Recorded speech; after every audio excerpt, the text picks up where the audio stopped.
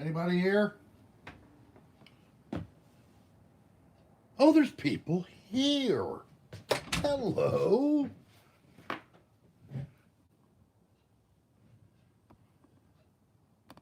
Welcome.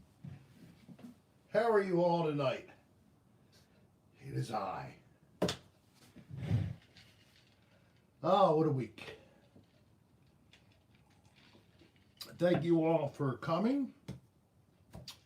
I have a couple things I have planned.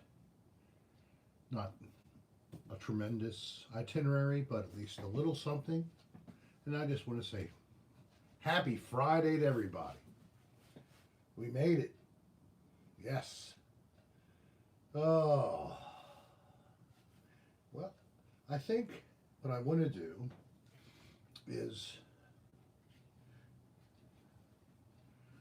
show you a little bit about what I've been up to this week. I don't care, you have no choice. Because I'm going to show you anyway. Okay, so let's go. Can you see everything's shining in my glasses? Yes. Okay, so we start out, and I'll turn on the light. And this is actually a new dimmer switch I put in. Let me flip this around for simplicity. And as you can see, it's a hole here, but fairly organized. So we went from a eggplant, dark purple, and took it to this gray. And we're working on the woodwork, and I just am coming to the realization that it was oil-based paint already in place. Whoever has ever done painting may know that to use latex, you must go over oil-based with a primer. So in spite of the fact that we went right over some of these surfaces with latex, which was very good actually. It's Bear's product. What is it? The Bear Ultra. Too much stuff. I cannot get it there. There it is. The Bear Ultra was very good for woodwork. Now the other part of the room was all the, oops, let me move this out of the way, dark green color. So now we put that all to this medium green. We turn on light with a new switches, new outlets. This door was replaced a couple of years ago. We never redid the casing, so that looks nice now. So this is mostly my wife, and I help. She has me do the grunt things like removing and rehanging this. She does the cutting, I do the rolling. I took her downstairs, or abandoned her. I said, "You must go downstairs now. I am going to do a podcast, or whatever you want to call it, a live stream. But with the podcast, you have to play a recording, and it's mostly audio only. I would do a podcast with video and audio if I ever did that. So my Christmas lights are still up because I was too lazy to take them down, so.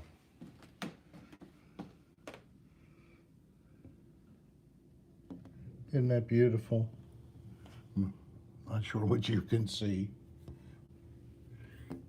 It's probably a special effect here with the glare right against the window. That's sort of not working. Well, whatever. All right, folks, let's turn this thing back around.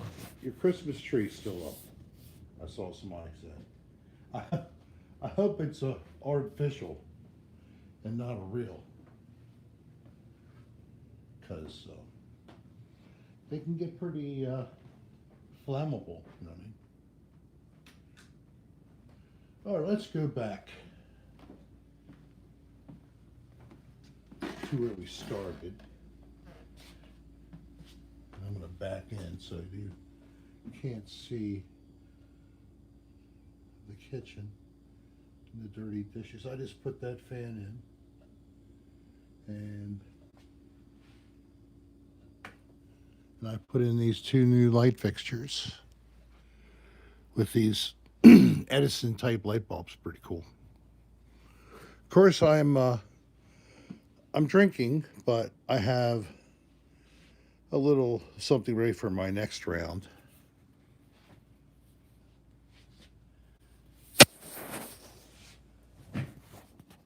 Now let me put you guys here. Yes, it works so well.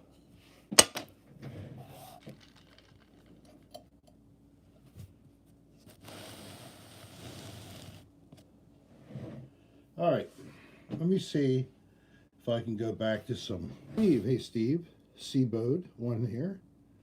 Plum All, Vicky, you don't have any alcohol? Well, I'll take a shot for you, Jenny, as well. I got this as a gift. Small batch, 10-time distilled, very smooth vodka, Wheatley. 82 proof. I'll be making myself a simple dirty martini in a little bit. So, any questions on anything? I mean, that's what a chat is, right? So maybe someone could start with another dirty martini. Yes, that's a good point. You're so witty. Another Marylander.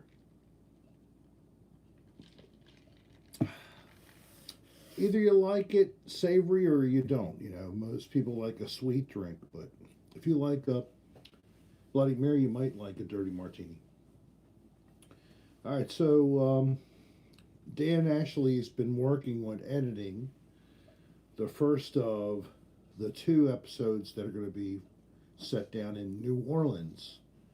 This was last September that we did these. Dirty's the way to go. Hello, Jill. Somebody message retracted. I guess that maybe that's their whole game all the time. Hey, Big Steve. So this is going to be the one of the 2 locations, the one location that was not as horrible. But we did have interesting experiences, especially outside in the common courtyard that had a pool. And the ladies were talking nicely to us and asking us to hang out and party with them. And cheers to everybody. Hardworking folks out there, or hard-sitting retirees, to your health.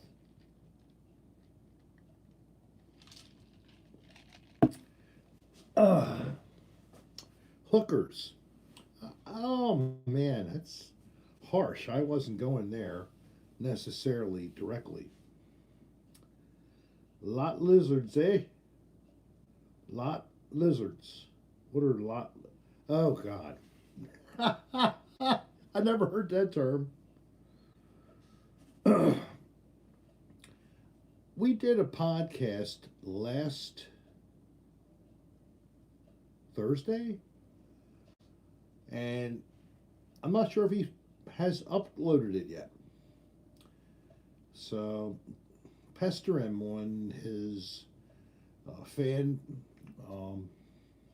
group on Facebook, or if you're on Twitter and you communicate with him, give him a tweet and say, "Hey, buddy, what's going on here?" And maybe you can push that along, because I'd like that podcast to be out. I mean, I have to demean myself every time to read that nasty filth at the end. Now, for anybody who may not be gay, it's not a gay one for a change. Still gets pretty nasty, but at least it's heterosexual activity for a change. Let's give us a chance once in a while. You know what I mean?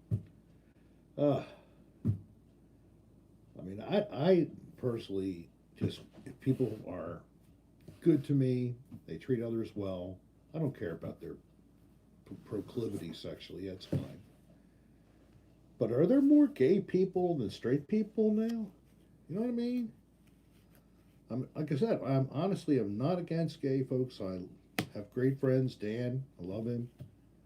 I'm just wondering, are we becoming minorities? Because if that's the case, we're just going to die out. We need enough people to procreate to at least maintain the species. And, apparently the gay couples love to adopt, and if there's, barely any babies, they're not going to be able to adopt, so it's going to be bad for them either, or as well, so, I don't know. I guess there's parts of the world where there are too many babies, and we just go there and intervene and save them instead from starvation and a horrible life to maybe a home that's looking for somebody to love and to give a better chance to. So if that's you out there and you're looking for adoption, consider the disadvantaged kids in not so attractive parts of the world that aren't always the ones that first contacted for adoption. They're all kids, they all need love. And they're our future. You kids now are my future. When you're old as me, they'll be yours.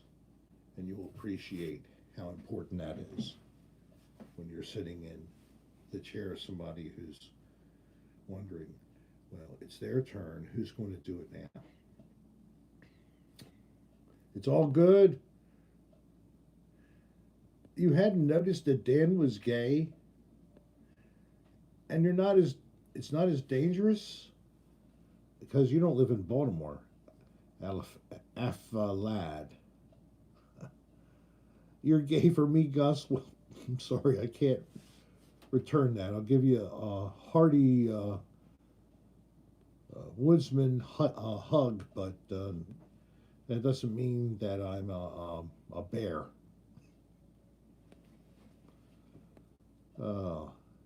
That reminds me of the grinder trick we did on a podcast. If you saw those pictures of me when we were in the little motel, I think it was midway season 2, it was run by some Asian folks. People were fighting in the parking lot, but then the owner, the lady, saw me sitting there with shoes, socks, and underwear. And, they were boxer briefs. They weren't tidy whities. They at least had color. They could have passed for some kind of bathing suit, And then I was asked, please, I can't think of the episode. I have to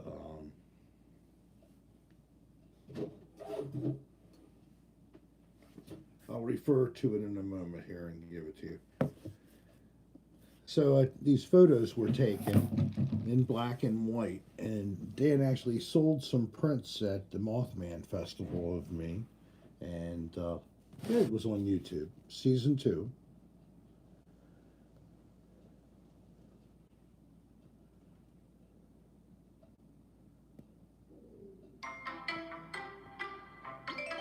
Oop, I don't want that. All right, so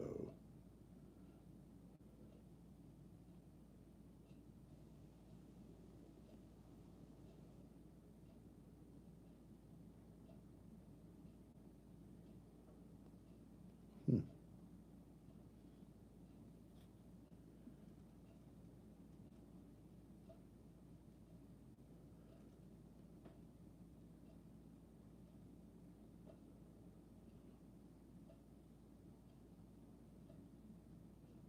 Anybody come up with what episode I'm talking about? Season 2, episode maybe 5. For some reason, I can't get it to list for me. Let me go up to the top here and try to.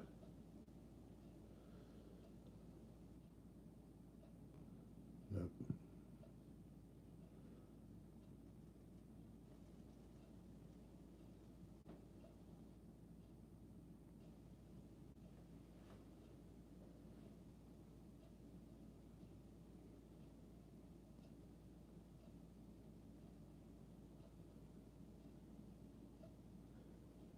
It's like episode 4 or 5. So, all right. Let's go back to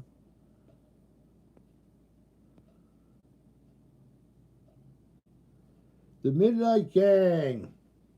There you go. You want a hearty woodsman hug to Plum Mall.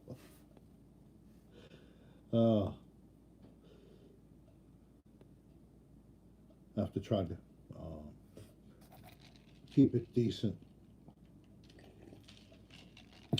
Just platonic.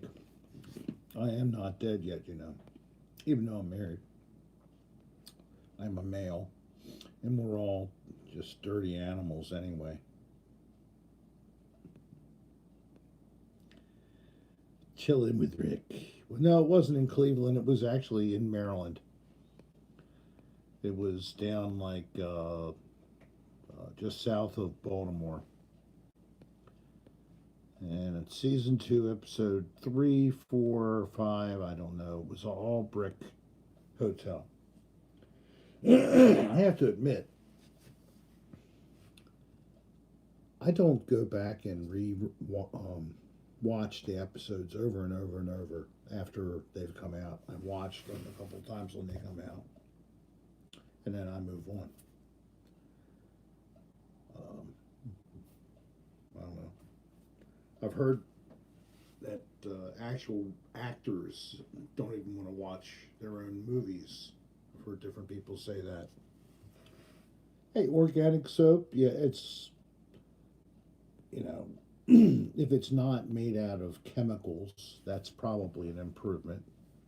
But, you know, what is that? You know, it's like you are taking, um, is it bones? And you boil them, and then you get some kind of stuff to float up, and that's what you use to make the soap. I don't know. That's how it was first developed. It's from like burning some part of an animal in a, boiling it in a pot and getting the essence. Fat to get fat right, and then sodium hydroxide. There you go, Gus. Ding, ding, ding, ding. See, Gus and I knew. So you're just trying to get the fat to try to mix it with that. And it creates a molecule that is charged so that a particle of debris will stick to the molecule, and then when you rinse off with water, theoretically it's gone because it separates. There you go.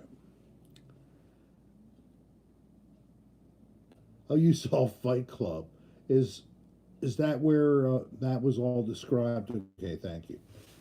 I only use soap with plant ingredients, such as what kind of ingredients, Vicky? Can you give us a couple examples? Hi, Noah. Thank you very much. We love everybody, especially those who watch ADR. Let's talk about, not Dan. Let's. All right, that's cool, right? But I'm all right because I am ADR too. You know, the only reason I have this is because I got to get on another dirty room. And other than some underground videos that I did with Dan, I'm not a natural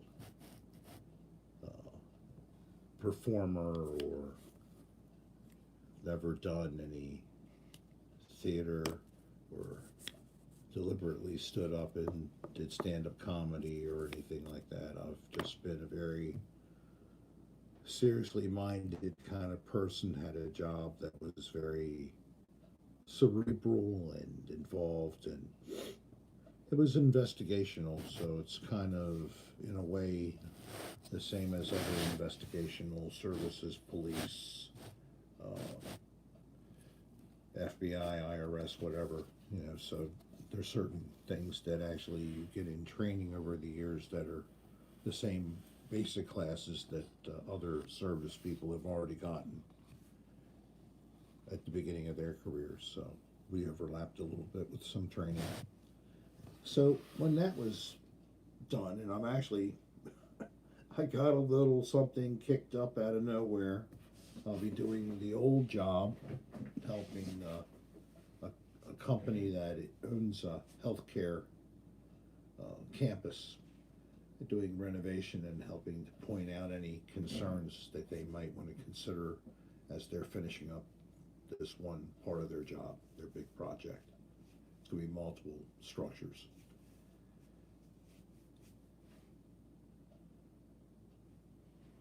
So, and in what do you want to know about what's in the works?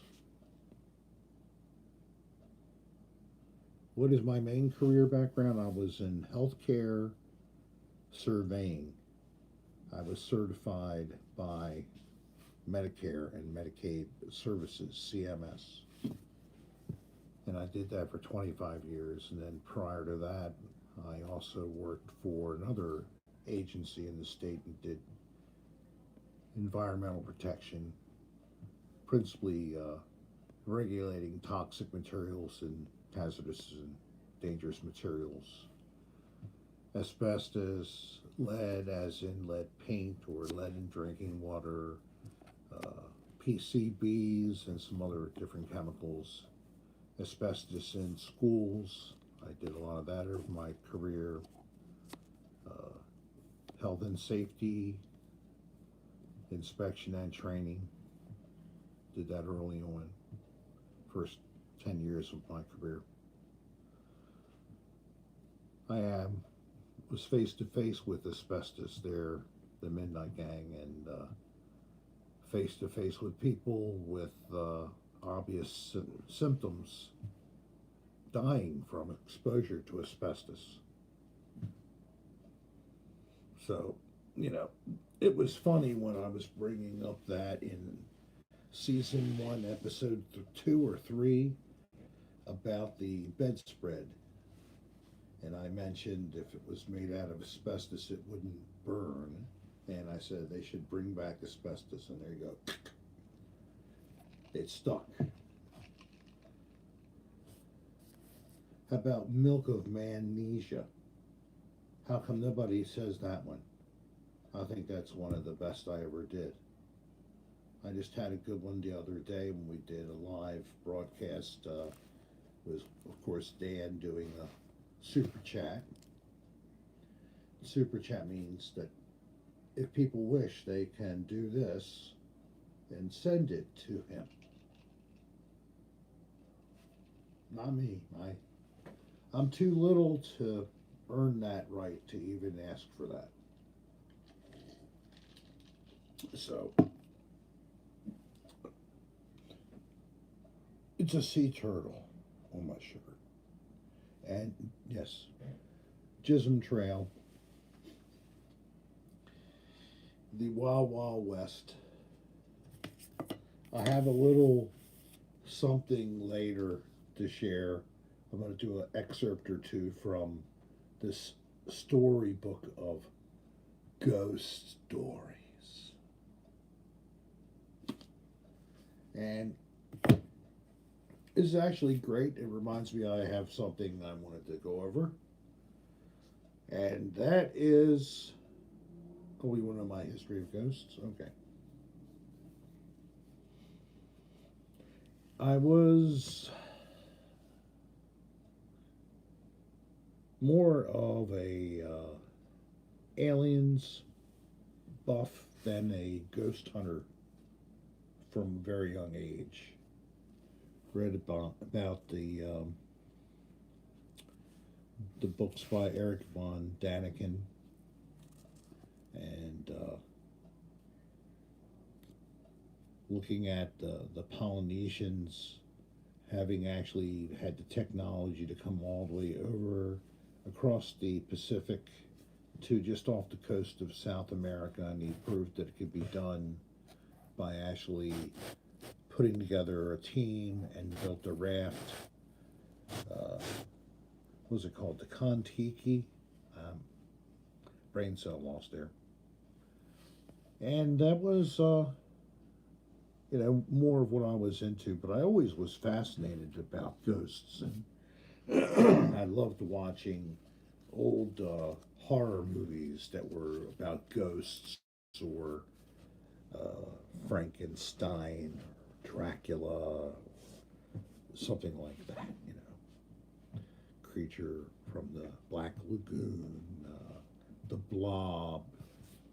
We had a lot of crazy movies that came out that may have been 10, 15 years old by the time I was born in 1959. But they were crazy. House on Haunted Hill by Netflix or the movie? Or is that just, what is that called on Netflix? The movie was okay, but that series on Netflix was off the hook. Love that. I'm planning on seeing the next season. I think it's supposed to be coming out soon. Anybody know I'm talking about the Netflix series? And I used to like Star Trek. Of course, I liked Star Wars, all that. Lost in Space, what a yawner. Mr. Smith, the actor who played Mr. Smith, they were talking about him. He died a while ago. But somebody was making some comments about him. I saw it paging through feeds.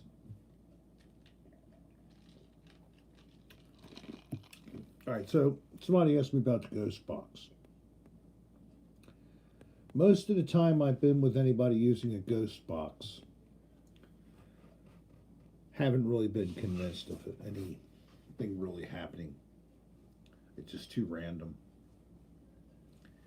But there have been a few times that something has happened, and it really was hard to deny. The one time was when we were out up in Buffalo, New York area, and staying at a place that was rented out as a B&B, and we started messing around there because the owner let the cat out of the bag that apparently it might be haunted. So we said, we'll try it. We brought toys along just in case we could play with them while we were up there. And here we go. We found a place we could do it, so we did it. And we used Spirit Box, and we had a infrared video camera rolling, and it was also being audio recorded. We had just a personal dictaphone digital recorder, and we had like multiple 5 different people supposedly that were talking to us at the time, all alleging some contact with this particular place.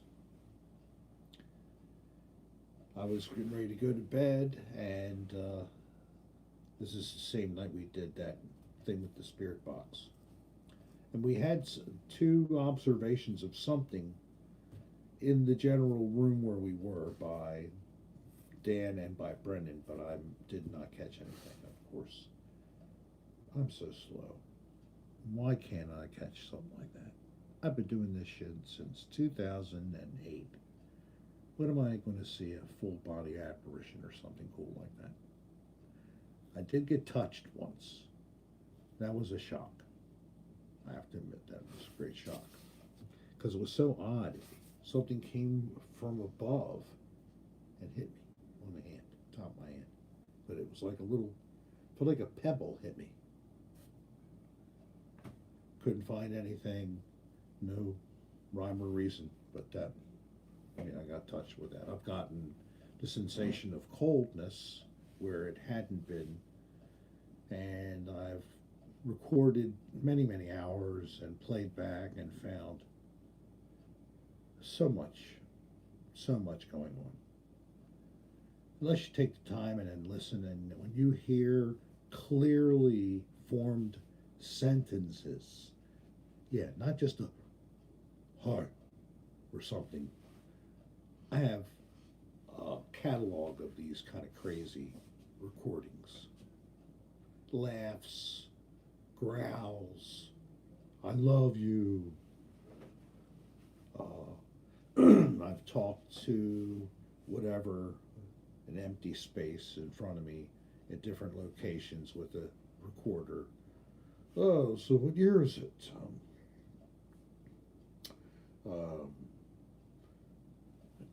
You want some whiskey? Ouija boards. You know that Ouija boards were, of course, there was a version in Europe for a long time. And then, but they were designed differently, but it wasn't called Ouija board. It was just like a ghost or a spirit talking board or something like that. The Ouija board was manufactured, designed, modified, and manufactured in Baltimore, Maryland first. It was not made by Mattel. It was made by a company here in Baltimore. If you take a little time and look on Dan's channel, you'll find that he had, I think it's probably going to be on his Film It channel. He took footage at a 7-Eleven in Baltimore and explained all about the whole story, because that's the building where they manufactured the Ouija boards. So me, as far as a Ouija board goes, or Ouija board, I would not mess with them. I've heard too many stories from people who I know that actually do paranormal investigation, and they're taking it very seriously, and they've done like investigations, and then had people come and help cleanse and bless a home because people messing around with Ouija boards or other kinds of dark magic, devil worship, whatever. You want to bring that into your home, then you get what you deserve. You go to some place that's supposed to have activity, and you bring in something like that is not a positive way to communicate with some spiritual entity. If it's a positive energy, you're going to probably irritate it. I don't think you're going to get it to interact with that thing, but I could be wrong. I'm not some fortune teller or whatever. Thank you, Liam. I'm doing great. So, right now, I had Chinese tonight. A little bit of Chinese food, and of course you get the little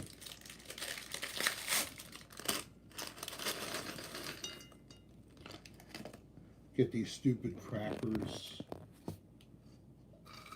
right?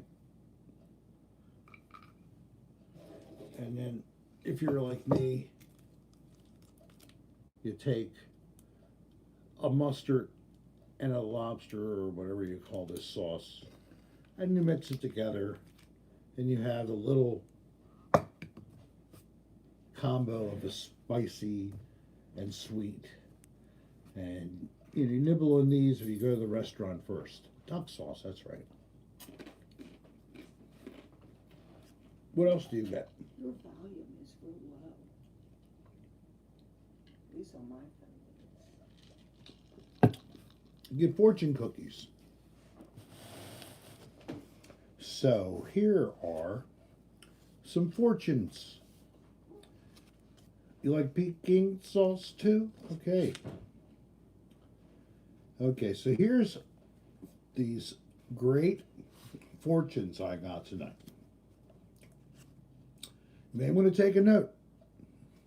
Yes, Gus, she was there telling me I'm too low in volume. Is anybody having trouble hearing me tonight? Hold your hands up. Okay. If you want to add value to your life, take care of every moment. That's every moment. Oh.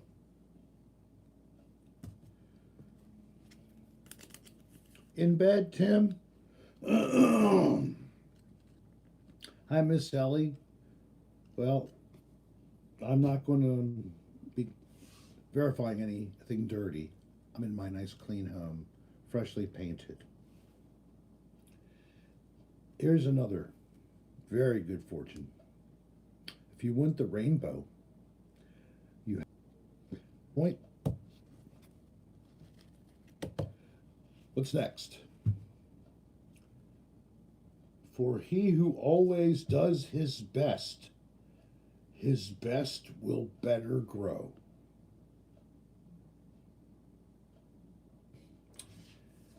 I was watching Jimmy Fallon, and they were like taking a phrase, and they were even taking whole song lyrics eventually. And they're talking about how the Google translator, you translate the phrase into Polish and then back into English. That's the kind of thing I just read, basically. That just didn't work out. Let's see if this last one's any better. And I hope it's not a Google translated version. Let's see. He who is shipwrecked the second time cannot lay the blame on Neptune, sorry. You've already shipwrecked once. So if it's the second time, don't you dare try to blame it on Neptune. How dare you? You know it's not Neptune. You did it.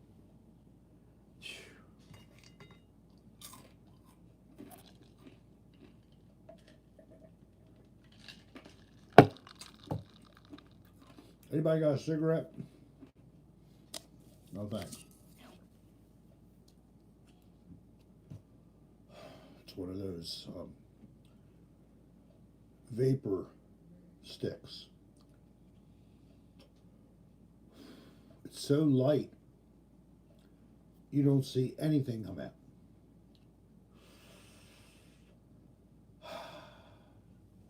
Especially when it's a big pen. It's definitely the damn Planet Blue wrecking ships. All right, it's time to change gears. Maybe we'll do a couple little stories now. First time I smoked cigarettes, I was 12.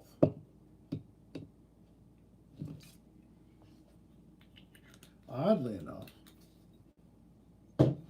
even though everybody else was already lighting up. You know, we're talking about 1970s.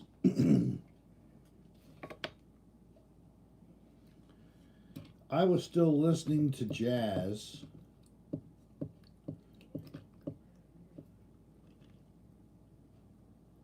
And I had never had any pot.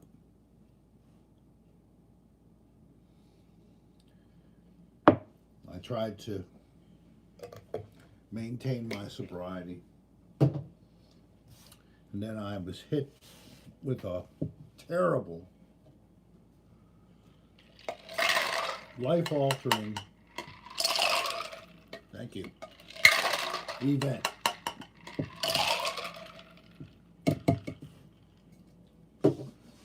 Let me get you something.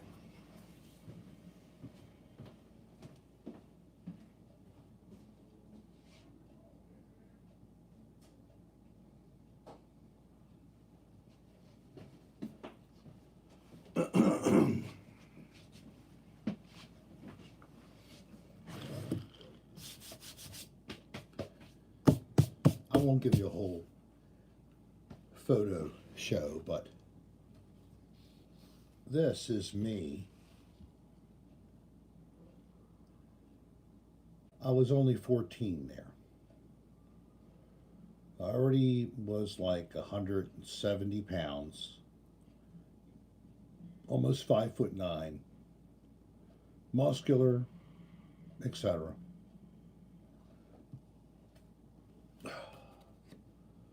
Lucky I had just come out of the cold ocean, or it would have been a really embarrassing photograph.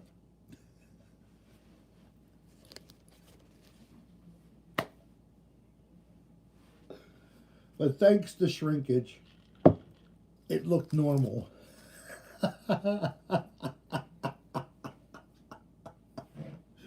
Oh, but when you're 14, that sometimes things happen, depending on what you see. Sadly for me, I found that I was excited by the vibration of the bus when it sat and idled at stops. And I went to an all-boys school. So I'd be always at the window. No, I'm not going to recreate the photo.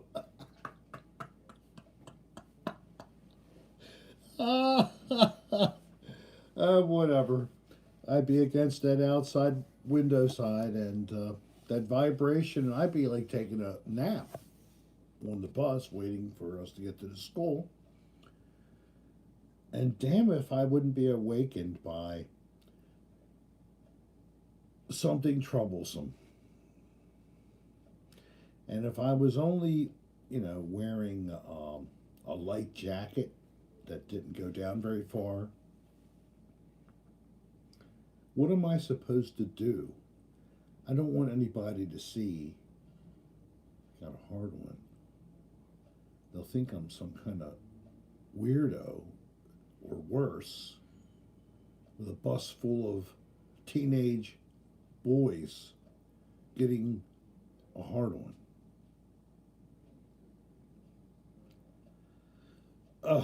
No, I wasn't doing that. I was spanking it, didn't make it go down.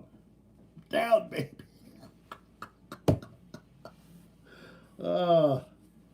That's a funny memory. As you get older, you get to have funny memories, or you forget everything. I don't forget everything, but I forget a lot. I got this as a gift, and I have to admit I really haven't looked into it much. But the gift was a bunch of little ghost hunting items, because I was into it at the time I got this.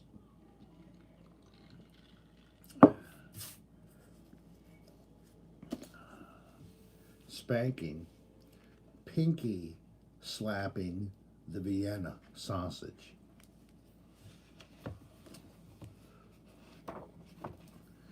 All right, so Tupelo, Desperado Dale,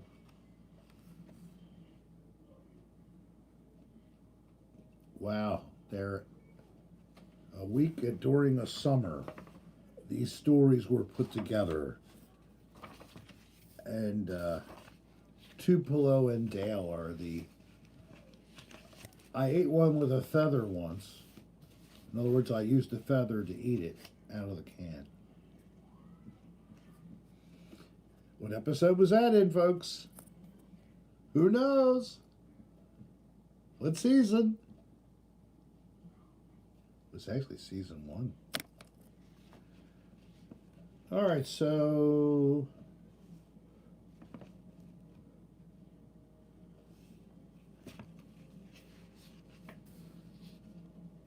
I don't know if these are really, if this is a book, it's just going to be chapters.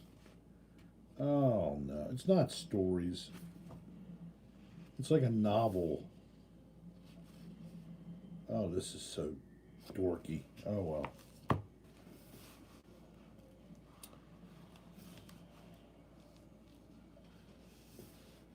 All right, so this is a departure from the reading I normally do. Cutting in from nowhere. Thanks, he said modestly. Dale kills me. Lavender pulled up a chair by mine, a gold star moment in a so far hideous day. Where's the medicinal springs? I asked, studying the blueprints. Lavender. Who's between cars? Usually smells like motor oil. Today he smells faintly of sawdust and pine. So Lavender is another character. Okay, just keep up there.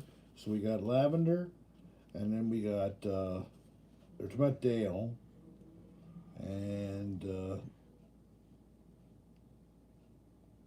who was he talking to?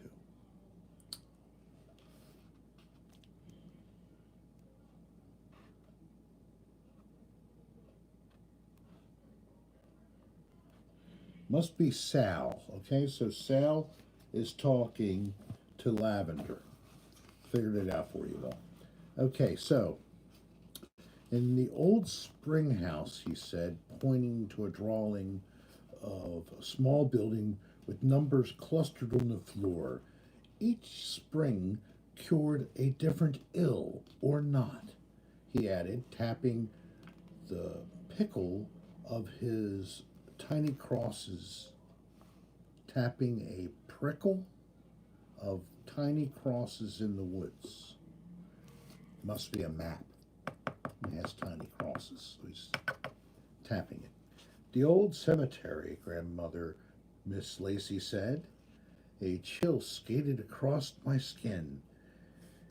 It's on a pretty little rise, as I recall. Thousands came here hoping to be healed by the springs, but you're right, some of them do rest in the cemetery. And some of them don't rest at all, I thought. So this is Sal again. Check out the date, Lavender said. Norton Blake renovated the inn in 1938, which means the wiring's too old to be safe. We'll have to rewire it. Sounds expensive, Miss Lana said, her voice tight. She's already bled her bank account dry trying to buy her half of the inn. What's the cost of the painting? Don't worry, grandmother, Miss Lucy told her. We'll be fine. Like I say, grandmother, Miss Lacey's the richest person in town. There's good news, too, Lavender continued. The floors are heart pine, and the windows antique glass. The inn needs a lot of elbow grease and paint, but she'll be a work of art when she's done.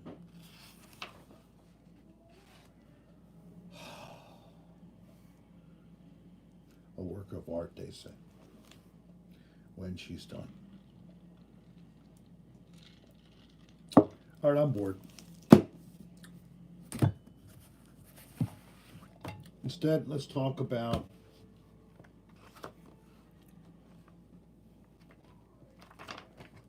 places to go. Like, who would wish to go to Dubai?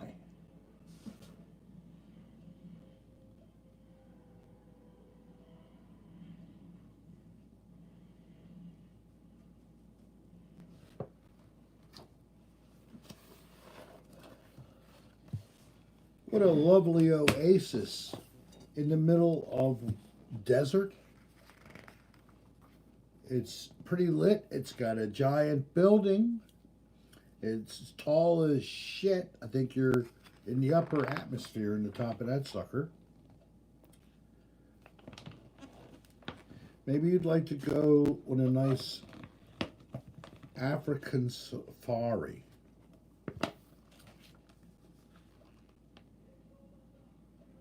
And watch giraffe nibbling on the last tree on earth.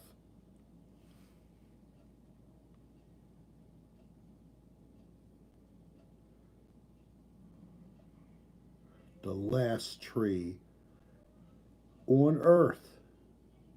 And the last giraffe.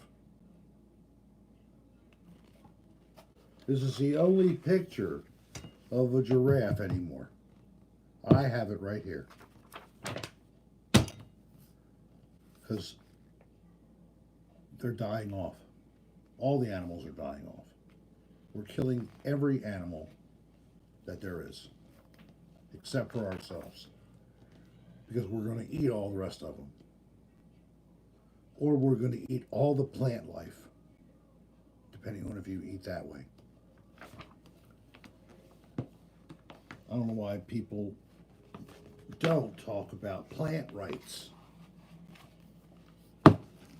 Why is it only animal rights? Huh? Don't plants, platypuses, I know, I read about that. Now they're like really threatened with extinction. Extinction from these fires. How about this? Did you read that 181 of these fires were deliberately set? People set these fires on purpose. I think it's like 2/3 are juveniles and 1/3 are adults. 180 people. So I'm sorry if you think it's global warming. When you torch, you cause a little bit more worse problem. But what they did over there, and we did maybe in California as well, is not controlling the small litter and doing either clearing or controlled burns periodically and with preparation to extinguish them. And you know, don't do those at this point in time with high winds and super dry conditions. It's too late. You do that apparently in their spring, but they didn't do it last spring because of a bunch of environmentalists who were thinking that it was protective of birds and animals. Well, yeah, but unfortunately now what's happened? So instead of trying to spare the ones who did die in the controlled burns, unfortunately we lost a lot more. Mankind is so stupid. And we know this shit. Now here's a place that I actually have been to. And I heard that there were some problems with seagrass. Cancun. But when I was there, let me tell you, it was beautiful.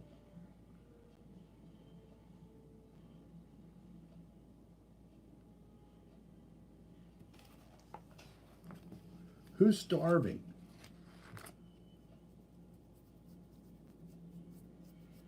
I mean, I lost some weight, but I'm still overweight. If you're starving, send me your address and I'll hack off my under chin area here and I'll put it in a bag and put it with a freeze pack and I'll mail it to you.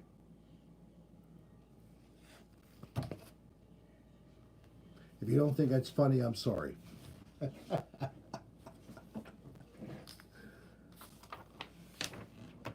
Oh, you'd be blessed to eat my chin. There you go. Oh, how about Hawaii? Now that's not bad. Right off of whatever that lagoon is there. That's probably an infinity pool. Wow. Beautiful view.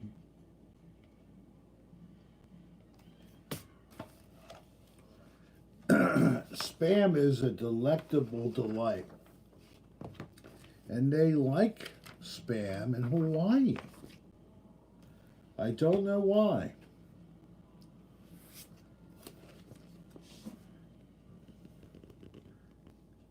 Here's somebody doing a little trimming underwater.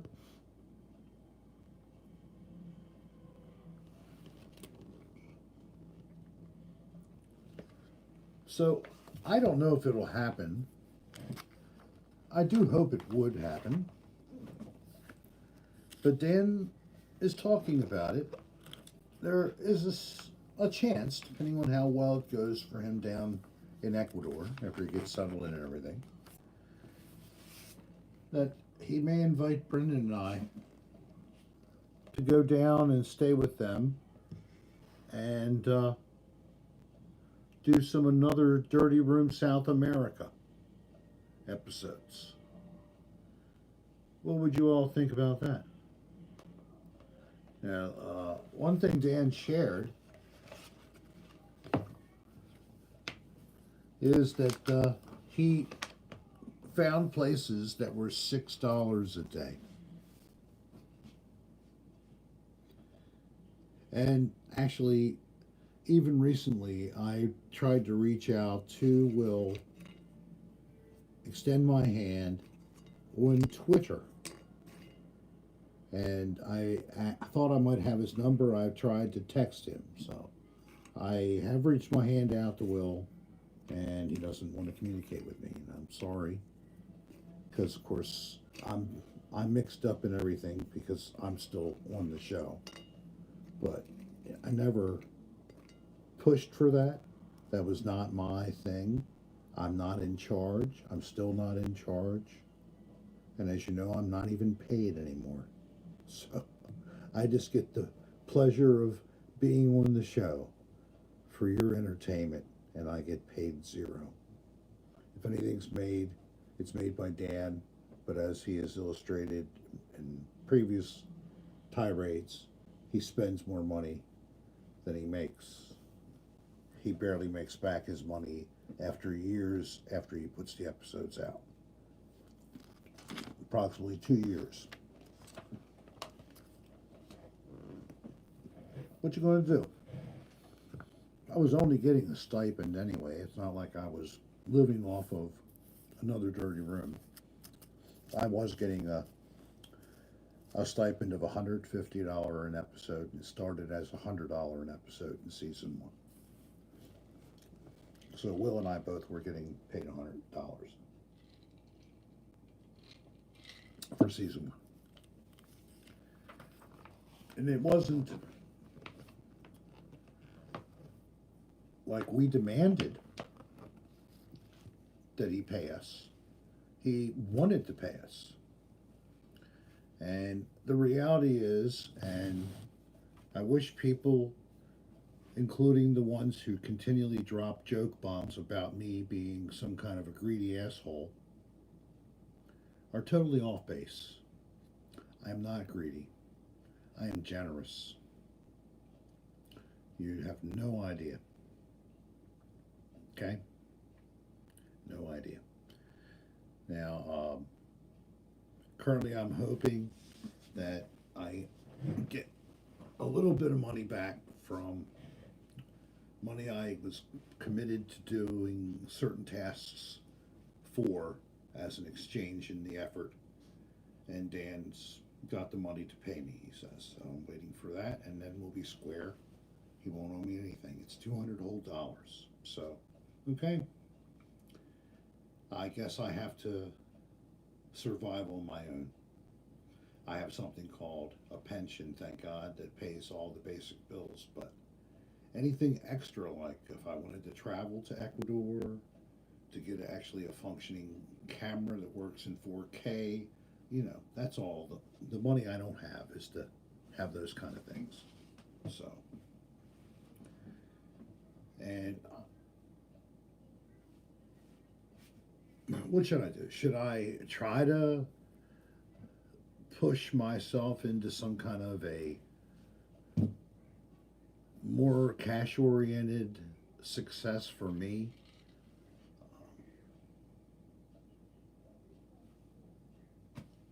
What's your opinion? Am I entitled to even think I should be getting something out of what I do? Is it even worth compensation? But I had a few people. It was the few. It's like that, like 7% out of 100 who always like to say stuff. And the thing that bent me the most was what these people were some of the first people that started to follow me on my Facebook page and were so supportive and so nice to me. And as soon as Dan put that thing out on that podcast about how I was so greedy, they instantly were ready to believe anything. Ready to believe the worst out of me, and you were supposedly my great fan. That's kind of a fair weather friend as far as I'm concerned. Don't even let the person ever respond. And I did respond on an episode on the Patreon episode, but then Dan continued to do what Dan does on Patreon, and sometimes in real life, face to face, just grinds me down. So, what is my effort? How much do I put into the show? How much time do I put into the show? It's not just appearing in the show and doing a good job for the time that we're shooting for those number of hours. It's all the time for everything else, the editing and everything else. Yeah, and I know. Patreon was put together to fund Another Dirty Room. And I thought that meant also the little fee that the actors got paid as part of the budget. No, it's everything else as determined by Mr. Dan. And if he had another $300 and he felt like it, maybe he would have continued to give his actors, Brendan and myself at this time, the money. But no, he unfortunately was always catching his tail, trying to chase it to pay bills. He got stressed about it. He got, I think, rash, tried to figure a way of how to cut debt, and he saw this as the easiest, quick way to do it. So he did it. And I came to the decision that, and after some anguishing, that I thought it was unfair, that I'd rather do this and not get paid at all, as opposed to not do it. Because I would miss it. And if someone else was trying to do it, as someone said, only I can do it. No, I'm quite sure if push came to shove and I was not in the picture and you all still wanted Another Dirty Room, Dan would have somebody else. Find somebody that was younger, funny. He has one good candidate. It could be Cochise Brooks. Yeah. People love coat cheese, so I could easily be replaced by coat cheese if I go a little too far on something or other. You know, I got to walk carefully.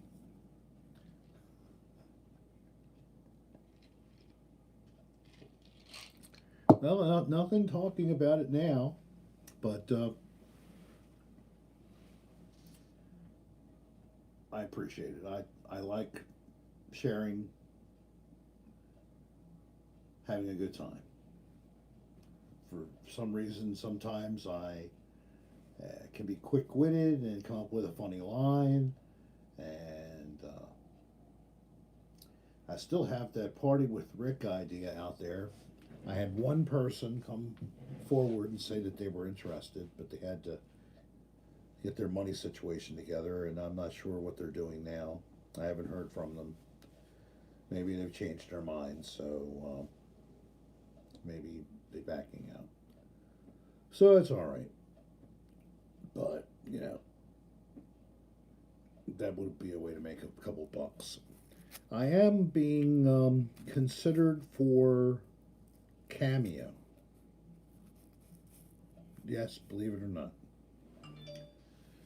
Cameo has my information. Now they're looking at their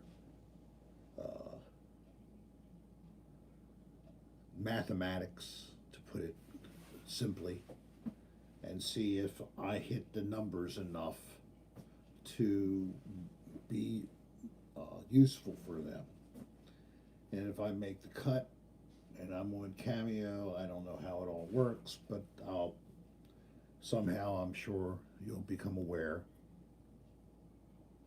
Thank you, music. I'm not trying to compare myself to anybody, but I appreciate hearing that without even soliciting it. That makes it more sweet.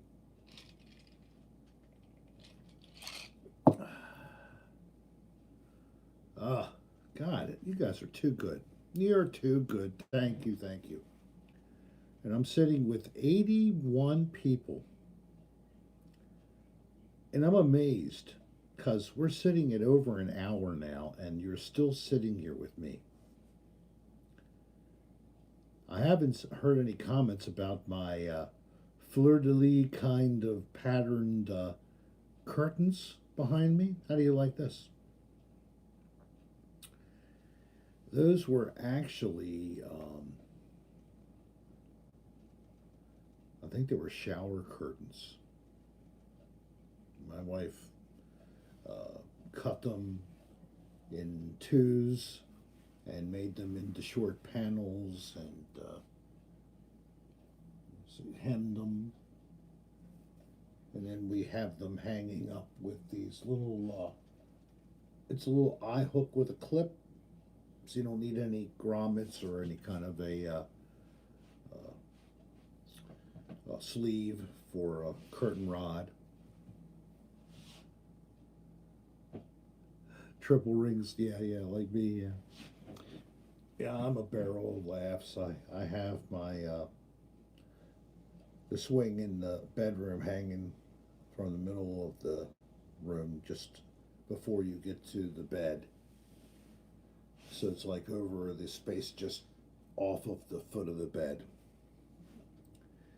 And that way you can get on the bed and you can hop into the swing, or you can get the swing going and you can hop into the bed. It adds a little bit of extra fun to the lovemaking session. Oh yes, a pole, greased pole. Of course, it's got Crisco on it. You know, Crisco that you get in the tub with the lid. You rub it up and down. The silver pipe. And you get it nice and slippery. And then you let the wife try to hang on there. It's so funny. Sometimes she's like, you know, like this, and then she's like slipping around. She's like upside down, and oh, it's a laugh. I have videos. I could show those. Would you like to watch some home videos?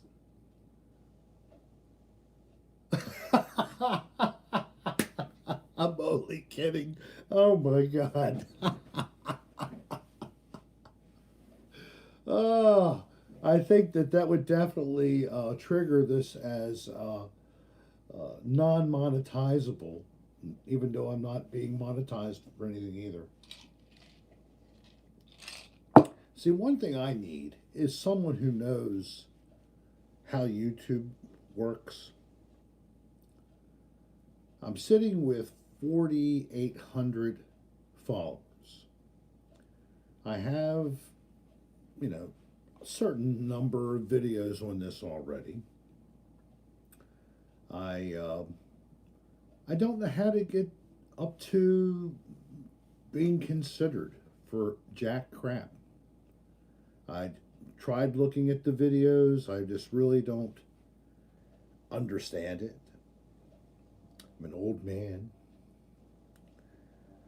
So I need someone who actually knows the ins and outs of YouTube, who could be willing to give me a little bit of time. You're in deep doo-doo. So you can send me an email to rick.adr@aol.com if you would be willing to talk to me and help give me some tips. I'm serious. Now, I don't know why I'm in some deep doo-doo. I don't know what I did wrong. What could I possibly have done wrong? Oh, honey, I was talking about our bedroom, and I was showing them how we greased the pole with Crisco. And I told them about our swing and how you can go back and forth between the bed and swing, and how fun that is. If people are really interested that we had such an active sex life, they wanted to see videos. Okay. There's an easier way to do that. Oh, what are you going for, soda? Oh, she's going for soda. I'm in the our favorite room. We call it the sun room, but it's really just a former outdoor back porch that was closed in by the previous owner. And oh, you're taking my vodka? Why are you sitting there with the vodka? Because I made a drink on camera. Oh. They thought I did a great job. And I had a bunch of people that wanted a dirty martini with me.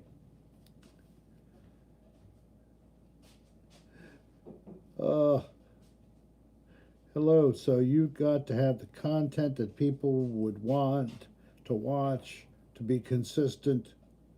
Yes, right, yeah.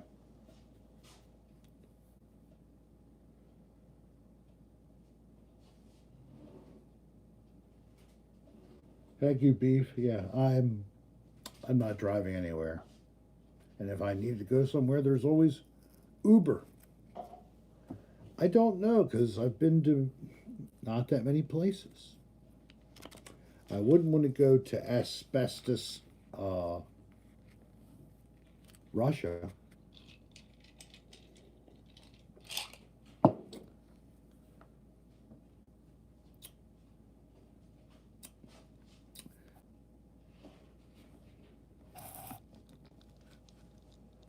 Are we back? Am I still here? Was it Canada? Okay, asbestos, Canada. Where some country, some city, or county or something in Russia that's like their giant asbestos location. And so I have a bunch of nice footage that I'll be putting together, a couple of ASMRs. I have an episode that I have to put together that is going to be second of the World According to Rick.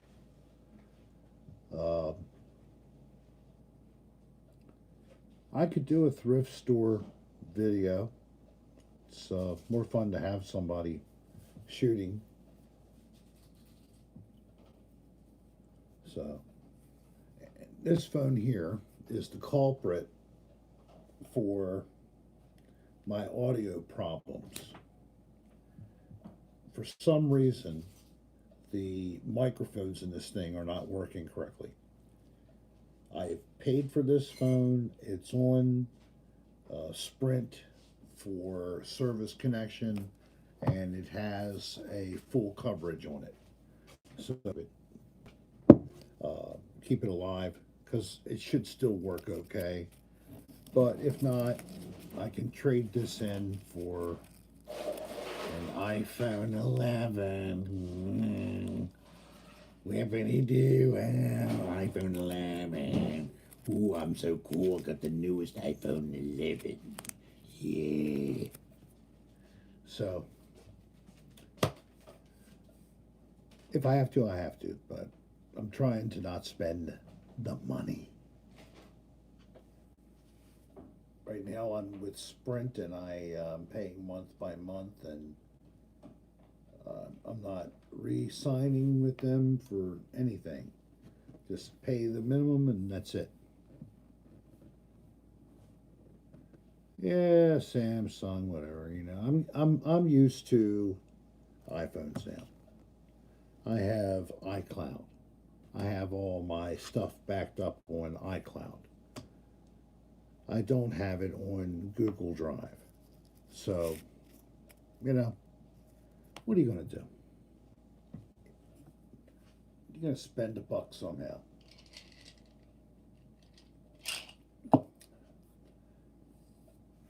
But I have to admit, I've been otherwise occupied and not. Somebody said it smells like poo in here. What the heck?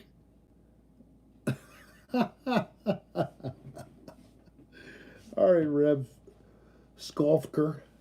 It smells like poop in here, you bastard.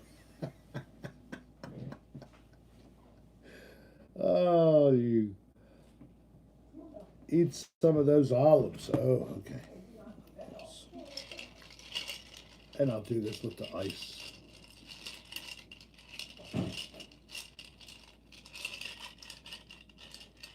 It's so ASMR-y.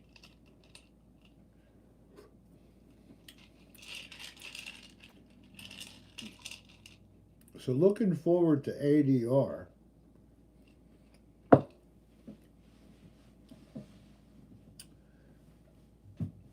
I don't know if a surprise will happen first. Well, thank you, Jill. Or if it's Ecuador, but Dan really is focused on trying to push for Las Vegas. Unfortunately, he's thinking of doing it next June.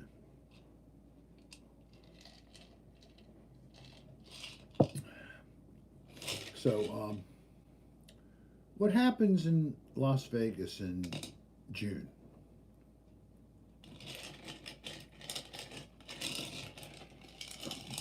Room prices probably go down because less people go because it's hot. Oh, music, you know Dan told you. Are you on Patreon Music? Are you? You must not be. Little plug for Dan here. You can subscribe to patreon.com for Dan Bell's The Podcast for only $5 a month or more.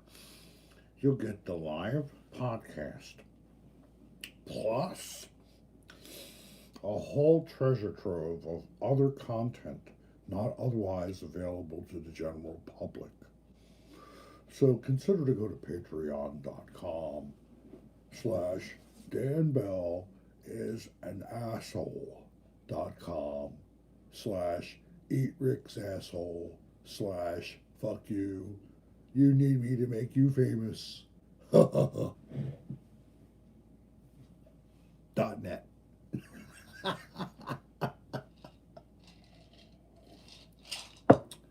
So,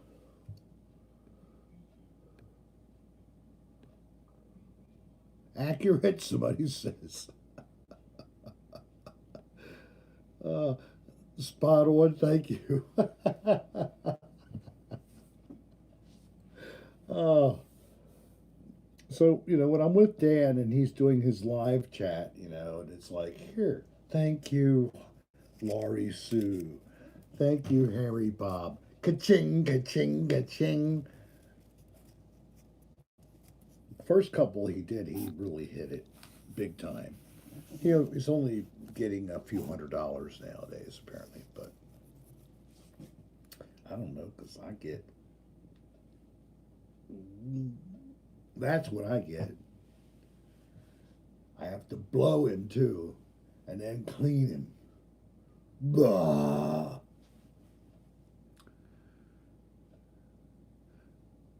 I like Genesee Cream Ale. Am I a fool?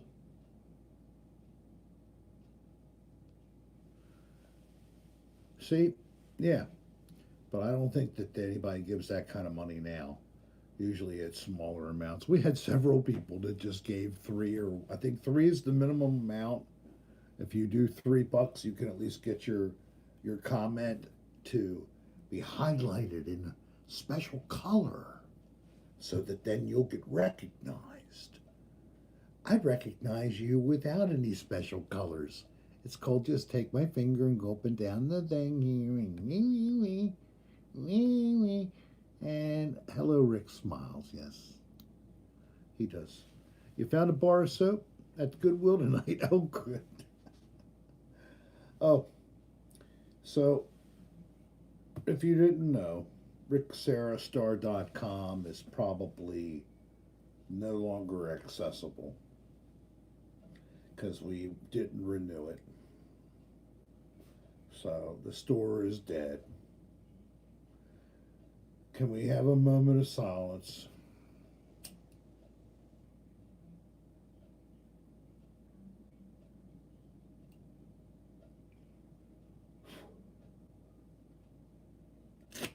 Thank you, ricksarastar.com.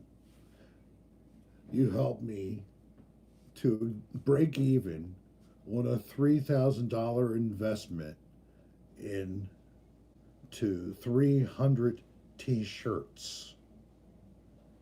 And the last 50 you sold at less than cost. You don't know how to run business very well, Rick Sarah. Don't do that again. I have to create some cool stuff like Dan sells on his store. Like ass scratcher for $10 or a nose picker for $5, with a black light attached to it, so you could see into your nasal polyps and see what colors they are. A scrotum stretcher, yes, you need one of them too. Yes, salted soap lick, yes, I know. If I could merchandise more effectively, I might have been able to make a buck at this, but our shipping costs were the costs that you all paid with your extra $8 or more if you were out of the USA. And then we had the fee to pay for you to use PayPal or a credit card, because you're not paying me cash, of course. We're not in person to be able to do that. So that all takes off at the top, and unless you're like selling a gazillion of these things, whatever you're selling, you eat all that. And then it's like, do I pretend to tax man to tell him I have like a little business? It's called Rick Sarah, and I had a bunch of unsuccessful meet and greets last fall. I bought a canopy and a banner and a folding chair and a fan and a light, and some markers and bought a case of soap. And then they sent me the wrong kind of package. It didn't even look like the kind from the show. Damn, I was hot. My face looked kind of homely in this picture. It's kind of fuzzy, but I mean, my nose is bigger than it was. Believe me, it was pretty damn good. Yeah, I don't have to worry about lawsuits. Why don't we sell edible soap? Like, chocolate that's been dyed green and make it look like a bar of Irish Spring, or put some white soap on a rope.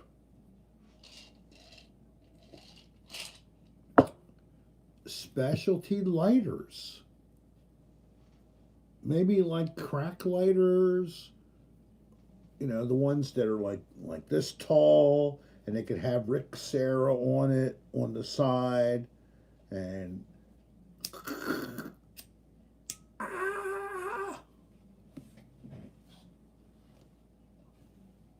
oh, I forgot I don't have that there.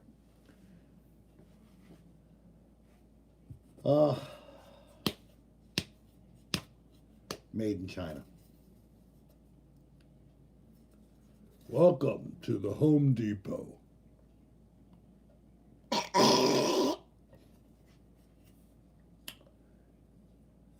Or you can eat paint instead.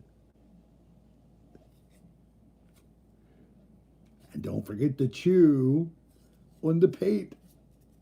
Stir like a tongue depressor.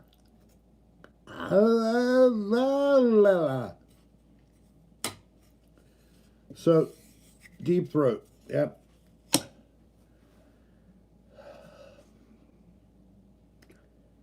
What else do I have for you? Oh, when I get back to Florida, I am going to be still trying to find nice settings to videotape quiet moments, but I'm going to be teaming up with someone who's a musician down in St. Petersburg area. I hope he still wants to do it. And we're going to try to collaborate and do some of our own original soundtracks for ASMRs that I create. And we're going to collaborate on that. Leonard, where have you been, Leonard? Did your mother make you go out to dinner again? Ugh, I'm so sorry. But you can play it back, because I'm going to record or save this for you. It'll be on the channel, and of course it'll be under the Rick Live Streams playlist. The music that he does is like Americana, or he does even like sea stuff. And then this is going to be more ethereal, more like Guitaro or Tangerine Dream, and I'm not going to say we're going to sound that good, but it's going to be something more light and airy. Well, you saw that? Thank you. Yeah, that's a fun recording. I actually didn't do too badly on that. I'll be going back down to Florida also. Maybe I will catch up enough nerve to go down to the Niagara Tap and do it again. They have an open mic every Monday night. So, and the way they work it is, of course, they're doing covers. Unless someone wants to do a song, they could play, a solo and create their own song if they had written something, sing it, play it. No, I'm not the Dan karaoke guy. I have to admit I'm not like a lead singer kind of person. I'm like a part of the chorus in the church choir kind of a singer.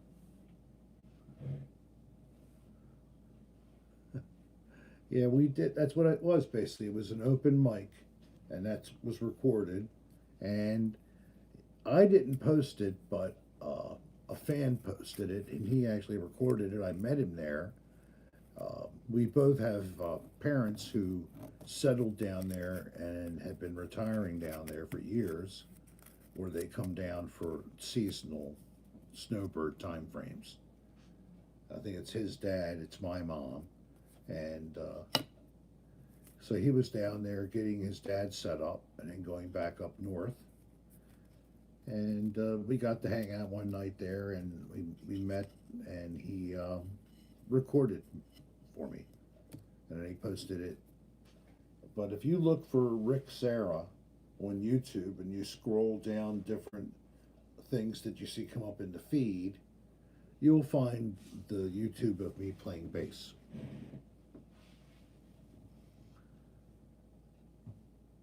Dan would say "ooh" very emphatically, and I would join him in harmonizing that. Dan and I are not anything. He and I have one thing in common.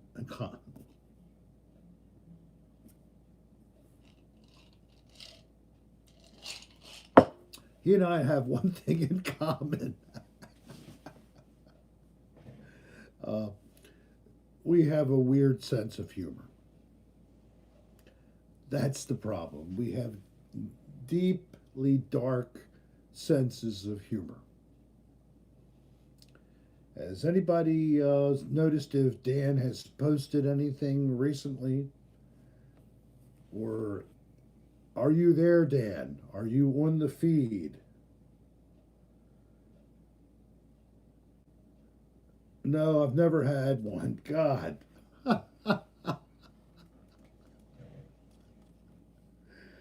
Dan, where are you?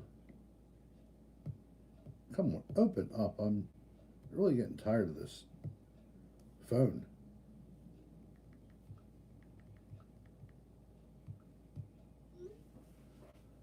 All right. I just put a text into Dan, see if I get a response.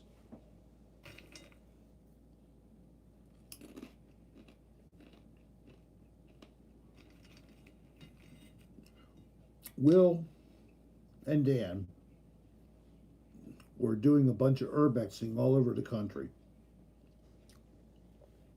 On the road, they stopped at this place, to stay. And it was horrible. They got back from getting something to eat and they found, roaches and such. So they decided to record the place. So there is the original Another Dirty Room. That is the pilot, basically. And then after they did this, that was during the summer, and I'm going to take a guess.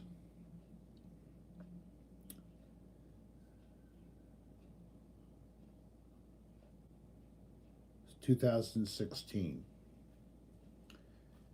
So I wish he would. I've been trying to get him to at least ask to join the broadcast here and cut in and join me for a couple of seconds.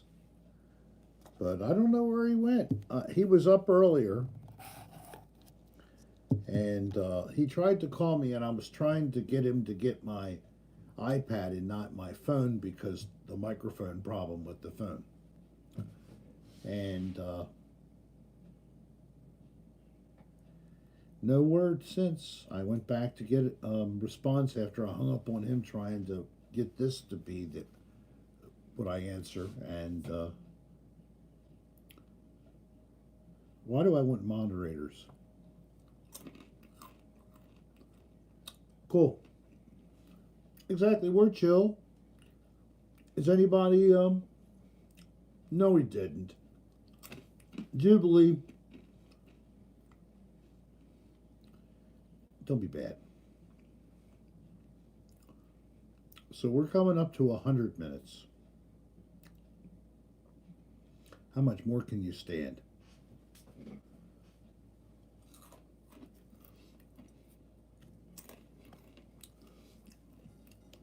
How did you come up with the name Rotolac? It's intriguing. Rotolac.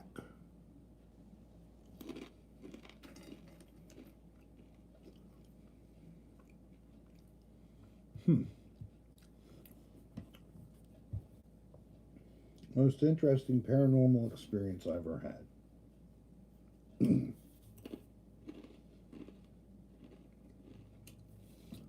Okay. There is a now closed facility called Rosewood Hospital Center. And I was working for the state of Maryland in the health department. Rosewood is a hospital at the time for people with mental cognitive problems, mental illness, etc. All manifestations of it. And even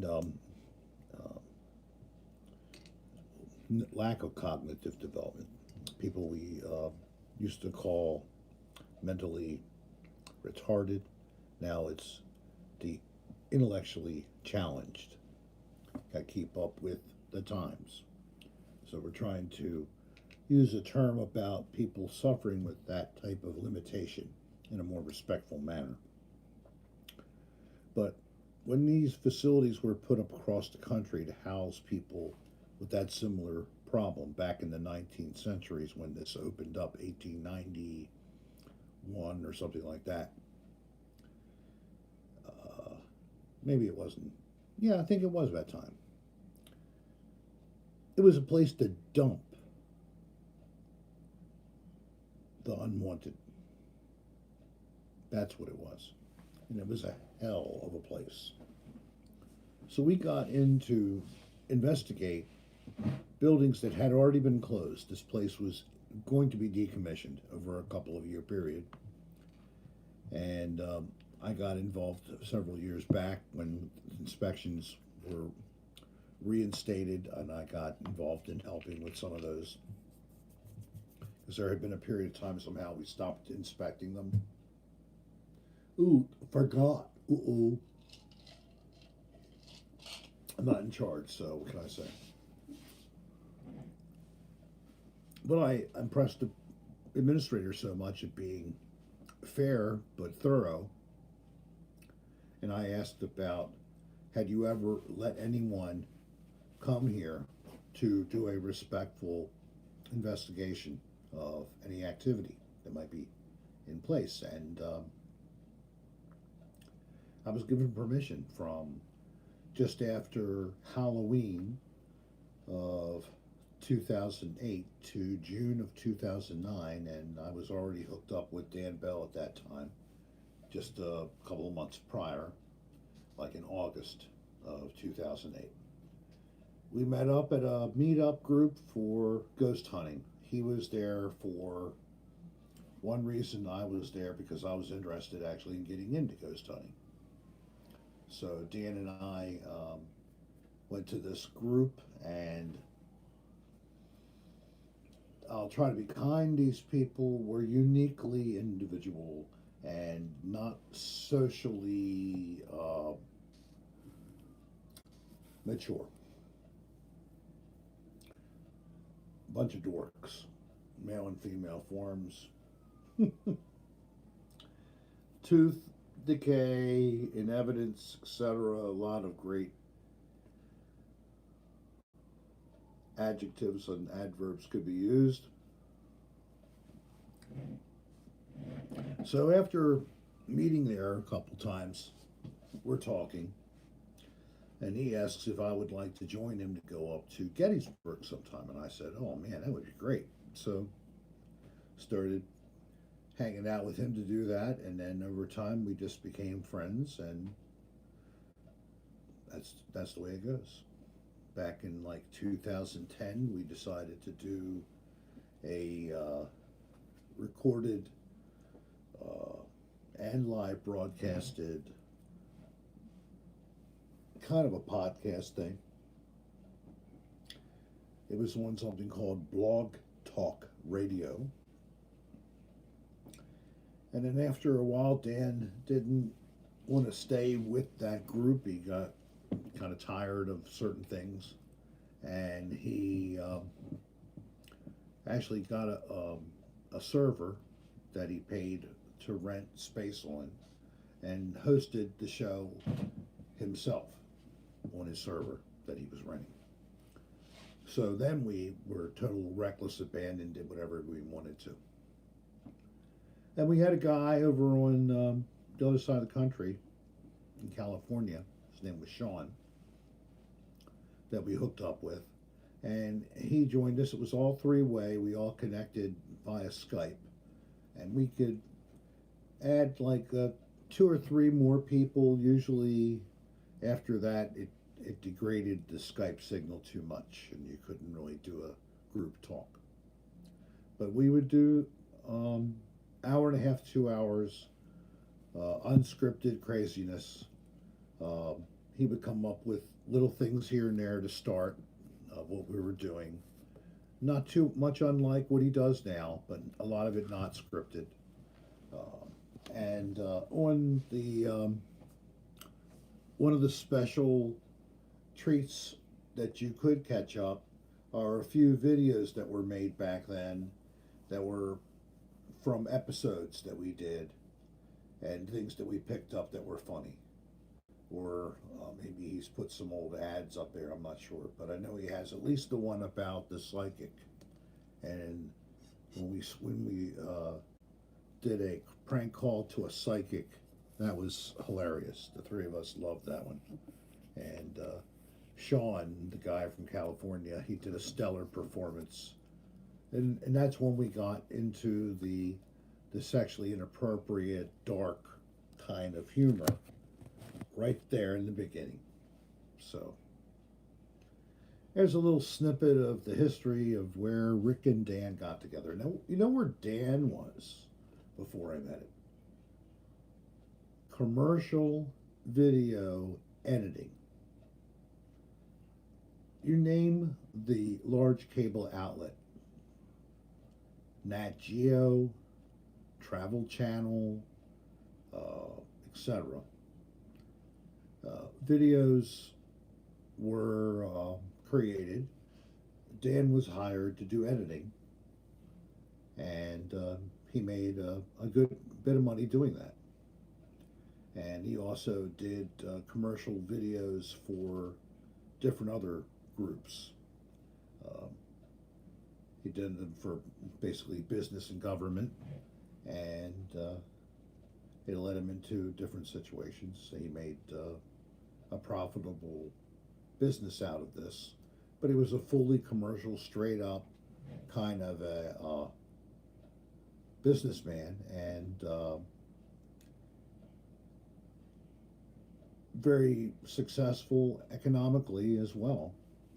Had a very nice home just outside of Ellicott City, Maryland, when I met them. John and Dan, they were already together when I met them. And, you know, it's funny to think that from that, I ended up getting to become such a good friend to him, and he's one of my best friends.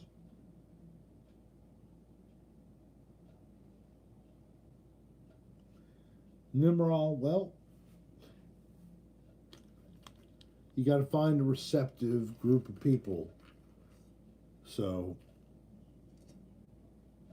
that's the key. And now we have to be careful with the child notification. If you're doing YouTube, you have to pass all that for your channel. Doesn't take much to do it, but you have to declare it. And unfortunately, there is stuff that I put up that could be perfectly fine for children, and you know that. But if I make it accessible for children, that means No commenting. I have to turn off commenting. So, if you can't comment on my video, I don't want to put it out there. So, you know what I mean? So thank you, Laura Lee, for saying that. Well, folks, it's been a long week for us all. I don't even know what the real time is. Oh, 10:20. But I think I want to shut it down. I've had a great time talking with you all. I hope you have had a nice time watching, laughing along with me. I won't make it so long since I do this like I did the last time. I'll try to be a little more timely that way. And I'll always make sure you can hear what I'm saying, unlike when I had the little after party for after Dan's live ADR. So good night, you all. God bless. Have a great weekend. Enjoy yourselves. Stay safe. And thank you for being fans of myself and for Dan Bell and all of Dan's programs. And thank you for giving me a chance on my own channel as well. I love you all. Good night.